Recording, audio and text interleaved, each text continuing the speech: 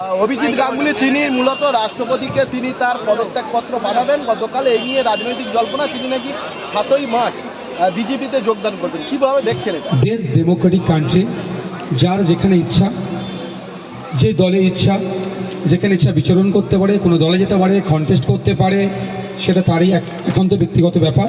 তবে অভিজিৎ গাঙ্গুলি মহাশয়ের সম্পর্কে বাংলার মানুষের যে ধারণা আছে, উনি যদি কোনো একটা নির্দিষ্ট দলেরই পারফরমেন্স করে, সেই যে ওনার প্রতি আস্থা, বিশ্বাস, ভরসা, যে ভালোবাসা তৈরি হয়েছিল, সেটাতে নিশ্চিতভাবে কিছুটা হলেও ধাক্কা খাবে।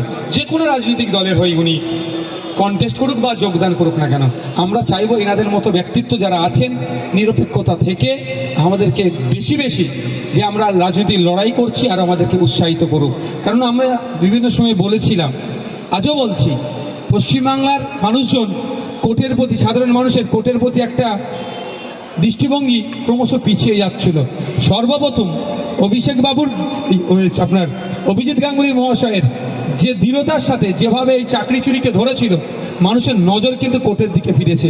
এখন কথায় কথায় আমরাও বলতে সাহস পাচ্ছি এবং আমাদের যারা জনগণ আছেন তারাও সাহস পাচ্ছে যে দিনের শেষে আমাদের বিচার পেতে গেলে কোর্টেরই দ্বারস্থ হব।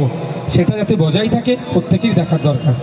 ডায়মন্ড হারবার লোকসভা কেন্দ্রে যারা তৃণমূলে ছোট বা মাঝারি বা ব্লক স্তরের বা জেলা স্তরের নেতৃত্ব, তারা জানাচ্ছে যে তারা সাংসদকে 5 লক্ষ ভোটে এই 2024-এ জেতাবে। এই নিয়ে কি বলছে? সাংসদের কাছ থেকে বড় পাওয়ার জন্য এরা অনেক কিছু বলছে। গণতন্ত্র শেষ কথা বলবে। দেখুন, গত বছরে অর্থাৎ বিগত নির্বাচনে 2019-এর নির্বাচনে আমার কাছে ডেটা আছে কোন বুথে কিভাবে ছাপ্পা হয়েছিল।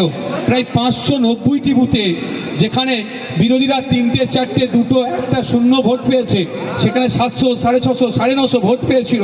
সেই সমস্ত বুথগুলোকে আমরা কিন্তু ভালো করে নজরে রেখেছি। ইলেকশন কমিশন অফ ইন্ডিয়ার কাছে ওই বুথগুলো সম্পর্কে ভালোভাবে দেব।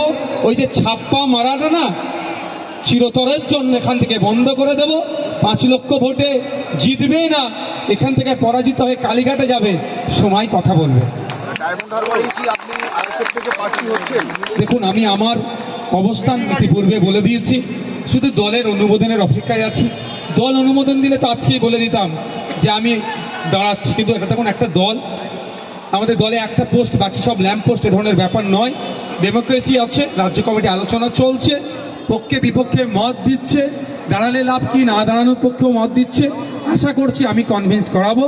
আমি আমার প্রথম দিনে যেটা বলেছি, এখন আমি আশাবাদী আমার দল অনুমোদন দিলেই আমি এখানে কন্টেস্ট করবো। গোটা রাজ্যে কটা আসন দিচ্ছেন আপনারা? দেখুন, আমাদের দল 42টা জায়গায় আসন দেওয়ার মতো জায়গায় নাই, তবে ভালো সংখ্যায় আমরা সিট দেব।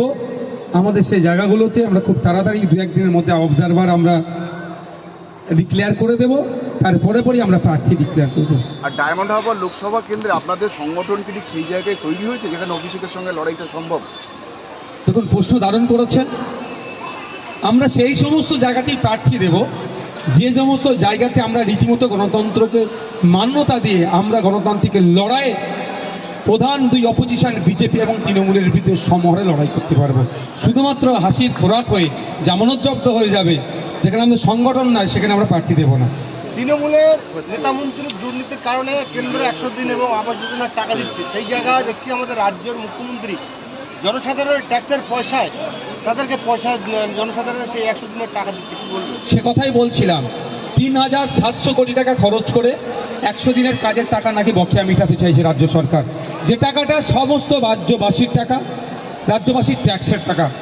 কিন্তু স্বল্প কিছু টাকা খরচ করে সুপ্রিম কোর্টে যাচ্ছে না, আর্টিকেল 131-কে সামনে রেখে।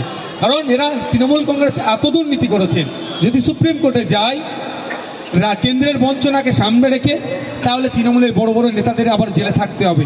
এই